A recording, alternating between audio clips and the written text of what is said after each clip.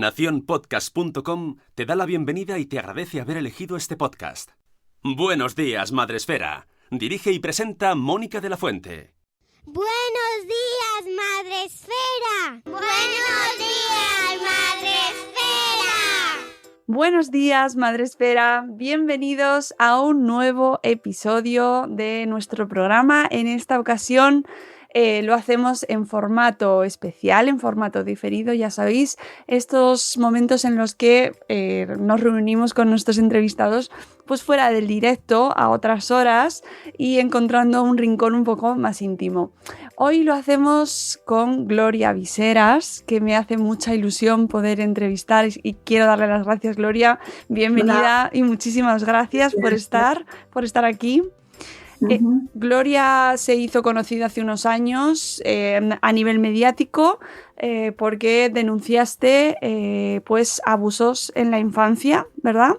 Sí. Y bueno, pues a raíz de ahí, a raíz de salir en medios de comunicación, creo que muchos te vimos en programas en La Sexta, por ejemplo, en muchos medios de comunicación, pues se ha ido oyendo más tu nombre, pero tú tenías una carrera profesional deportiva pues muy relevante. Podemos encontrar en tu blog, en gloriaviseras.com, tu propia presentación que he elegido para introducir esta charla, si te parece bien. Vale, y ahora tú nos complementas lo que falte, ¿vale? Vale. Tú misma nos dices en tu web, donde pones un poco sobre mí, con 13 y 14 años, 2 veces subcampeona de España absoluta de gimnasia artística femenina. Y con 15 años fui campeona. También con 15 fui una de las únicas 9 mujeres españolas de todas las especialidades que participamos en los Juegos Olímpicos de Moscú en 1980. Competí internacionalmente en diversos torneos, un campeonato de Europa y 2 mundiales absolutos entre los años 1978 y 1980, cuando tenía entre 12 y 15 años. A los 15 años, los abusos psicológicos y sexuales que sufrí en el entorno del alto rendimiento deportivo en gimnasia acabaron con mi carrera deportiva. Soy superviviente de así que sería abusos sexuales en la infancia, ¿no? Sí. Pero esto es solo parte de lo que soy. Lucho por un mundo sin pederastas y por un deporte sin violencia de ningún tipo contra los niños y adolescentes deportistas. Soy consciente de la dura batalla que tenemos como sociedad para acabar con esta lacra. Y terminas con un montón de enlaces a documentales, entrevistas y que yo os invito a que visitéis para complementar toda esta información. ¿Se nos quedan muchas cosas ahí en esa presentación? Sí. Bueno, se queda todo lo que te decía antes, que tengo el blog un poquito abandonado porque estoy muy liada con proyectos, pero a partir de ahí, desde que lo escribí, han pasado muchas cosas y me he formado sobre el tema, he montado una asociación, ahora colaboro con organismos internacionales, con el Consejo de Europa, con la Comisión Europea y con el propio Consejo Superior de Deportes aquí en Madrid, en proyectos de protección de los deportistas, con especial atención sobre los deportistas menores de edad, los niños y las niñas y los jóvenes, ¿no? Y bueno, es lo que ha surgido. He conseguido darle la vuelta a una experiencia muy, muy, muy devastadora para mí en mi infancia y ahora estoy ayudando a cambiar un poco pues lo que es la cultura deportiva de motivar con violencia, ¿no?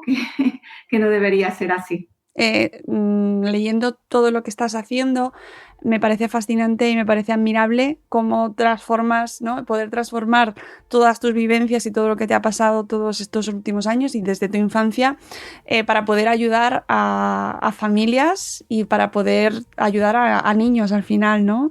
Sí. ¿Qué ha supuesto todo eso? ¿Qué está suponiendo para ti?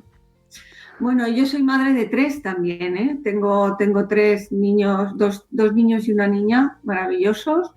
El mayor fue además deportista de élite, pero él tuvo una experiencia absolutamente maravillosa en el deporte de élite, fue jugador de balonmano.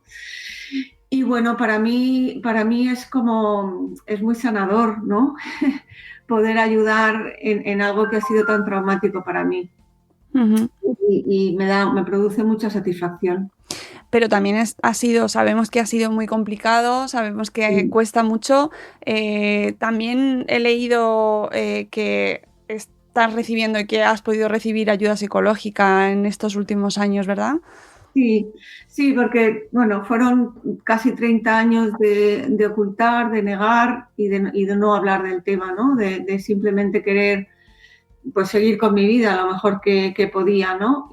Pero sí, luego he recibido atención psicológica y bueno, pues para mí es muy sanador el trabajo que estoy haciendo ahora, ¿no? ¿Cómo les hacemos llegar al mensaje a los padres que nos están escuchando, a padres y madres, de que esto está pasando, que sigue pasando, que no es algo que se quedase hace 30 años, ¿no? Que tenemos que estar alerta?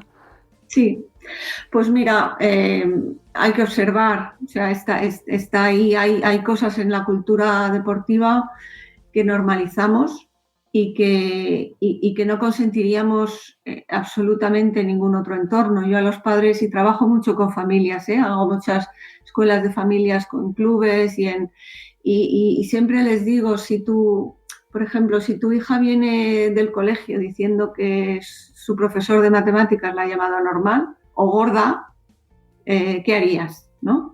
Y siempre como reaccionan y dicen, no, yo iría y montaría un pollo. Yo les digo, bueno, ¿y por qué entonces consentimos esas cosas en el mundo del deporte? El entrenador no es más que otro profesor, es un profesor y su labor es enseñar a nuestros hijos a hacer deporte. No son ni masajistas, ni padres, ni colegas, son profesionales del deporte. Y hay cosas que están muy normalizadas en el deporte, se confunde mucho la disciplina con la violencia, las líneas están ahí muy difusas y entonces lo que hay que hacer es romper tabúes, hablar con ellos, enfrentarlos a situaciones que pueden estar normalizadas en un entorno deportivo, pero que no son normales en absoluto. Niños llorando, entrenadores chillando, padres que quieren ser entrenadores que dicen ser padres. Esta confusión de roles es muy, muy peligrosa en el deporte, ¿no? Porque el niño o la niña no entiende cuáles son los límites o cuáles son las funciones de cada persona en su entorno, ¿no? Y esto hace que los niños y las niñas estén en riesgo todavía en un entorno deportivo, ¿no? Habrá quien nos escuche y a lo mejor no entienda, aunque exista, no entienda la relación directa entre lo que te pasó a ti y que has denunciado y hablar sobre esa presión, esa violencia, pero no estamos hablando de abusos sexuales. No, pero esos entornos son los que pueden auspiciar un abuso sexual. La protección del abuso sexual, la prevención del abuso sexual se hace mediante la prevención de otros tipos de violencia que son más fácilmente detectables. Porque cuando hay violencia sexual es la última línea que un maltratador sobrepasa, ¿no? Pero no se da por sí mismo la violencia sexual. La violencia sexual tiene debajo violencia emocional, una cosa que se llama grooming, que es la preparación que hace el abusador de un niño o una niña hasta poder abusar sexualmente. Y no solo eso, se aseguran el silencio de la víctima, ¿no? Mediante una serie de mecanismos que están bastante bien estudiados, ¿no? Entonces, la prevención y la protección del menor debe hacerse previniendo este otro tipo de violencias, porque son esos entornos donde existe violencia emocional, violencia física, violencia psicológica, en los que los niños están mucho más en riesgo de sufrir violencia sexual. Claro, y además estamos hablando de niños y en edades en las cuales rebelarse contra esa situación no es sencillo, ¿verdad? Es muy difícil porque primero no sabes lo que te está pasando, luego sientes miedo, sientes culpa, te sientes cómplice de lo que está pasando, no sabes cómo va a reaccionar la gente, las personas de tu entorno. Si tú estás en un entorno deportivo donde hay muchos adultos, a ti te están gritando o te están llamando cosas y ninguno de los adultos que hay alrededor hace nada al respecto, tú normalizas y piensas que eso te pasa porque estás siendo tú malo, ¿no? Que tú eres el que causas esa situación y que aunque te haga sentir mal es lo que hay, ¿no? Entonces, un niño que está en esa situación donde hay otros adultos que son ¿no? Que no hacen nada al respecto, es un niño que no va a hablar nunca, ni va a decir nunca nada, o una niña, ¿no? Es muy difícil. ¿Te has encontrado con familias que rechazan hablar de este tema? Uy, muchísimas. No solo rechazan, hay muchas que niegan. O sea, cuando denuncié me he encontrado con familias que estaban en ese momento entrenando con este señor, que me han llamado de todo, a pesar de que son familias con gimnastas pues a día de hoy, que no me conocieron ni estaban en el mundo de la gimnasia cuando a mí me estaba pasando esto, ¿no? Hay mucha negación, es mucho más fácil, es como un mecanismo de autoprotección, ¿no? Es más fácil negar que admitir que tu hija puede estar en peligro, o tu hijo, ¿no? Y que lo tienes en manos de una persona que puede estar abusando o de tu hijo o de otros niños. Eso es muy, muy complicado. Y además lo comentas tú y también lo comenta otra, por ejemplo, James Rose, que ha hablado mucho de este tema y cómo ese doble abuso, ¿no? El que has sufrido en la infancia y luego el que sufres por parte de tu entorno, ¿no? Del entorno a la hora de denunciarlo. Efectivamente, es una de las cosas más duras. Resulta que te pasas 30 años pensando que nadie te va a creer y cuando ya tienes la fuerza y el apoyo para hablar de ello, pues recibes todo tipo de insultos, te culpabilizan a ti, te llaman mentirosa, y muchas, como mi compañera Irene y yo, pues hemos sido también incluso denunciadas por nuestro abusador, el hombre que abusaba sexualmente de nosotros, ¿no? Por supuestamente dañar su honor al hablar de este tema en público. Nosotras en un principio no queríamos hablar en público de ello, fue su entorno el que lo lanzó en redes y en los medios, ¿no? Pero ya tuvimos que salir porque llegó un momento en el que parecía que él era un pobrecito víctima y nosotras éramos las delincuentes, ¿no? Porque Entonces, es muy duro. O sea, si tú eres víctima o eres superviviente y ves que esto le está pasando a una compañera, pues ya no hablas nunca más. O sea, claro, es muy difícil. Claro.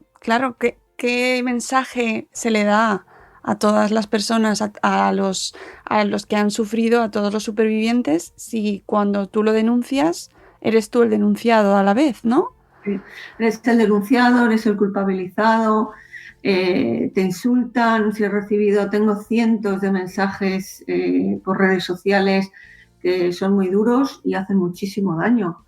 Muchas veces, pues no sé, muchas veces es peor el remedio que la enfermedad, porque tú, en definitiva, nosotras denunciamos para proteger a las niñas que en ese momento estaban allí, pero sabiendo que nuestro delito estaba prescrito y que no íbamos a conseguir judicialmente nada, ¿no? Y aún así nos ha creado un problemón. Hemos estado 6 años entrando y saliendo de los juzgados, hemos sufrido todo tipo de acoso, o sea que es muy difícil, la verdad, muy difícil. ¿Qué podemos hacer como sociedad para que esto no siga ocurriendo? Gloria, es una pregunta muy complicada, pero... Pues mira, tenemos que empezar a dejar de mirar para otro lado y realmente observar, escuchar a los niños y a las niñas, porque las señales están ahí, solo hay que aprender a detectarlas y hay que escuchar, es que estar siempre con los ojos, los oídos, el corazón abierto para poder detectar este tipo de cosas cuando nuestros hijos y nuestras hijas están en peligro, ¿no? Yo les digo a los padres siempre que deben preguntar, deben preguntar en los centros deportivos, deben preguntar por las cualificaciones de los entrenadores, deben pedir en el club o en las escuelas deportivas las políticas de protección del menor, que tienen que tenerlas implantadas, ¿no? Los procedimientos. Uh-huh. ¿Quién es la persona responsable de la protección de los menores en ese centro? Pero hay que preguntarlo porque ellos tienen que tenerlo disponible para la gente y que no tener miedo a preguntar ese tipo de cosas, ¿no? Y sobre todo escuchar. Yo siempre también les digo a los padres que antes de que un niño o una niña te pueda decir algo muy importante, tiene que haberte podido decir miles y miles de cosas sin importancia, ¿no? Hay muchas cosas que no son importantes para ti como adulto, pero que sí que lo son para ellos, ¿no? Y hay que estar ahí para escucharles y para tomarles en serio, también para las tonterías, ¿no? Y entonces solo así, quizá, ni siquiera te lo aseguro al 100%, pero quizá cuando tengan un problema grave vengan a ti a pedirte ayuda, ¿no? Y antes comentabas el tema de que prescriben los delitos. Esto estás muy involucrada y hemos visto en los medios campañas luchando, ¿no? Para que esto no sea así, porque... Sí, también participo, colaboro con Miguel Hurtado, que es un chico que lanzó una campaña de Change.org contra la prescripción, ¿no? Por la imprescriptibilidad de los delitos sexuales contra los niños y las niñas, ¿no? Y hace unos años presentamos 300.000 firmas en el Congreso y yo creo que llevamos por más de 500.000, más de medio millón de firmas, ¿no? Para que valoren la eliminación de la prescripción.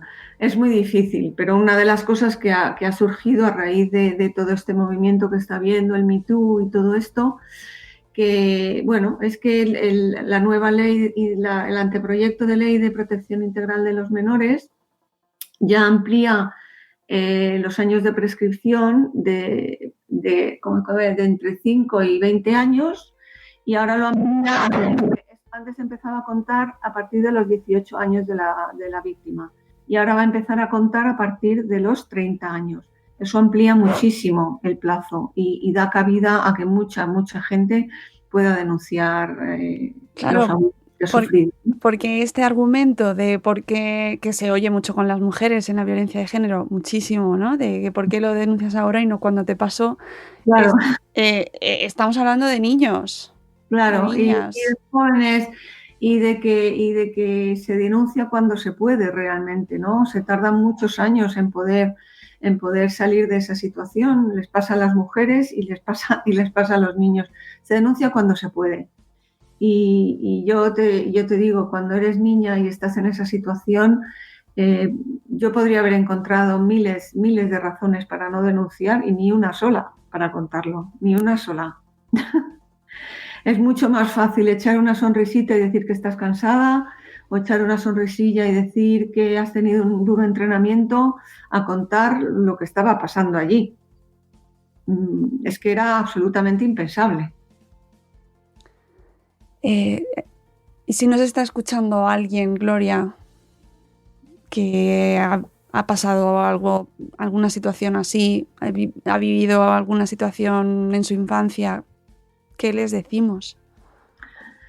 Que busquen a alguien de confianza y hablen, porque verbalizarlo es muy sanador. Hay que sacarlo eso de dentro, que busquen ayuda. Esto no quiere decir salir en los periódicos ni salir en la tele, ¿no? Que lo hagan por sí mismos, que busquen ayuda, que se puede salir de una situación así y se pueden superar todas las consecuencias que los abusos en la infancia dejan, ¿no? Porque dejan muchas consecuencias a muy largo plazo. Y bueno, siempre animo mucho a los valientes y las valientes niñas y niños que denuncian cuando son pequeños o cuando son jóvenes y les animo mucho y a los padres porque lo pasan muy mal, pero al final ayudas a que esos niños y esas niñas puedan recibir ayuda y evitarles un montonazo de problemas para el resto de sus vidas, ¿no? Entonces hay que como ir destapando capas, ¿no? Hay que ir destapando capas de abuso y ir llegando hasta el fondo y así es como se acaba sanando, ¿no? Hay que sanar el entorno deportivo, es lo que hay que sanar, porque hay una cultura muy endogámica, muy de secretismo, muy de no destapar escándalos y bueno, esto es lo que hay que ir abriendo, ¿no?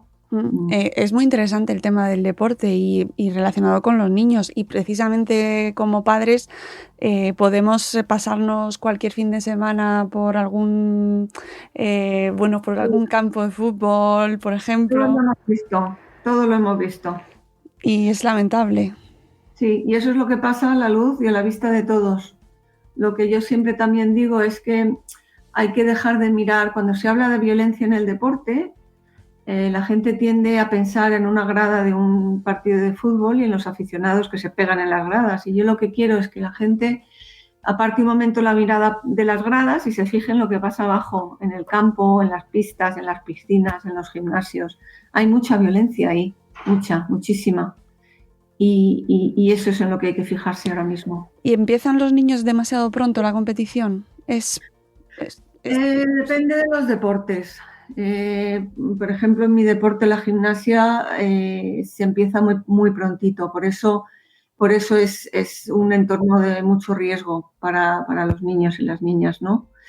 En otros deportes se compite más tarde. Fíjate, en gimnasia, cuando yo hacía gimnasia de pequeña, yo nunca he competido en categorías inferiores. Siempre competí en senior y tenía 12 años y competía contra las mayores. Y yo competí internacional en categoría, antes se llamaba primera categoría, y yo competía desde los 12, 13 años en esa categoría. Por suerte ahora, para ser senior tienes que tener ya 16 años, ¿no? Se trata de alargar también un poco más la vida de las deportistas, ¿no? Y estas son cosas que se han ido haciendo con el tiempo que para mí son muy beneficiosas, reducen el riesgo, ¿no? Uh-huh. Y cuidar a los deportistas también, porque solo tenemos la visión de los deportistas que van triunfando, no de los éxitos, de las medallas, de lo que van consiguiendo, pero no llega para nada el resto de qué pasa después, ¿no? ¿Qué pasa después y qué pasa con los que se quedan por el camino? Porque hay muchos deportistas con muchísimo talento que se quedan por el camino porque alguien no ha sabido entrenarlos bien, porque alguien no ha sabido motivarlos sin violencia. De esto conozco yo muchísimos casos, ¿no? Y gente con mucho talento, pero también la base. O sea, si tú le preguntas a un niño por qué haces deporte o a una niña, no te van a decir que para ganar medallas, ni para ganar dinero, ni para... Esto es algo que introducimos los adultos. Los niños quieren divertirse, quieren jugar, quieren hacer amigos, quieren aprender. Esto de ganar lo introducimos los adultos.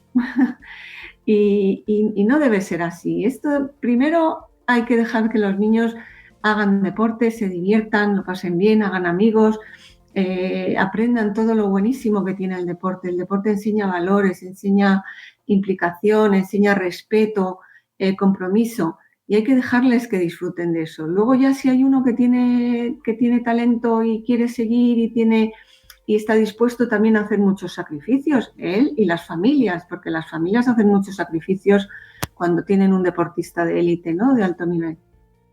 Pues eso ya se verá después, ¿no? Y se puede hacer además, hay que aprender a motivar sin violencia, sin acoso, ¿no? Y este es en el trabajo que estamos ahora. Un poquito. ¿Qué necesitan los supervivientes? ¿Qué necesitáis? Pues necesitamos que nos escuchen, necesitamos que nos incluyan en los trabajos. Yo ahora mismo hago un gran esfuerzo para que se me incluyan los trabajos que hacen de protección y de prevención, porque tendemos a hacer cosas para los niños, cosas para los demás, pero sin contar con ellos, ¿no?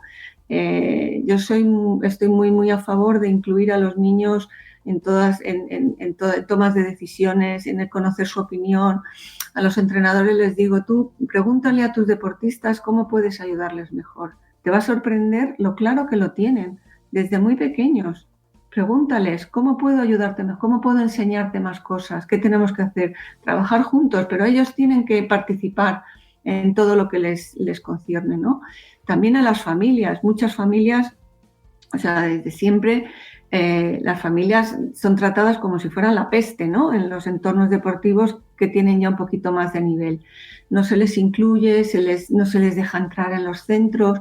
Siempre les digo, tú tienes que pedir que te dejen entrar y te tienen que dejar entrar siempre que tú quieras, ¿no?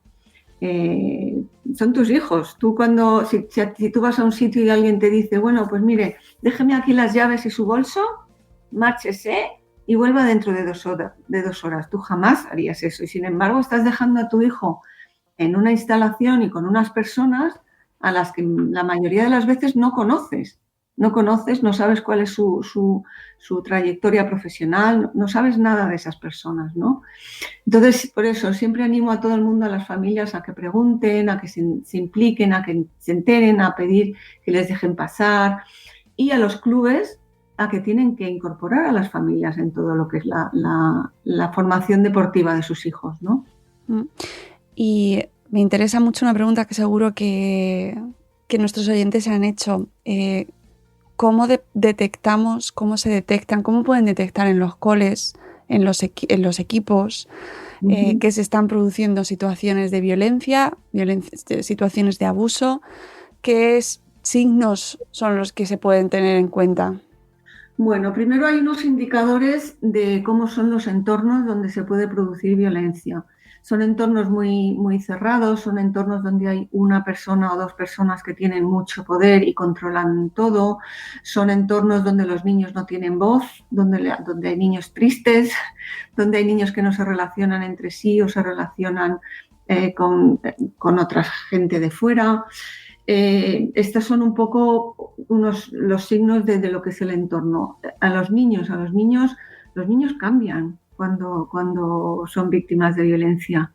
Se vuelven más callados. Hay una serie de indicadores también físicos.